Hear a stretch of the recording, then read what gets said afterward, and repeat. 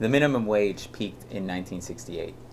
Ever since then, it's been declining in the United States, and Barack Obama has been a part of that trend, a large part of that trend. If the minimum wage had kept at pace with inflation today, it would be $10. It would be about $10.50, instead of the $7.25 that it is today. The minimum wage is what a large portion of the population relies upon, the very bottom of our population relies upon for their basic sustenance. If it had tracked productivity like it did since the end of the Second World War till 1968, it would be at 21.72. So what does that tell us? It tells us that while productivity has been increasing greatly in the United States, the benefits of that prosperity have not been shared across society.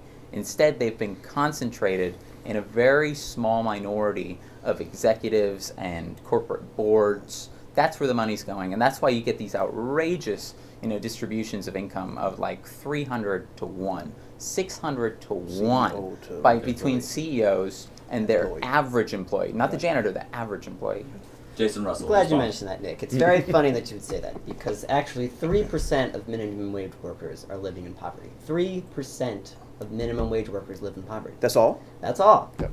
Everyone else, most minimum wage workers are, part of a family. They're dual earners. Students. It's not necessarily just students. I mean, that's part of it. But they're mostly there's other earners in their family as well.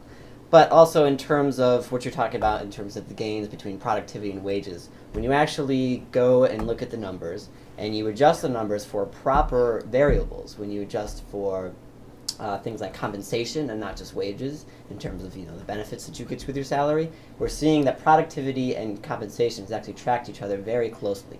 And so it's something about productivity has gone up something like 100%.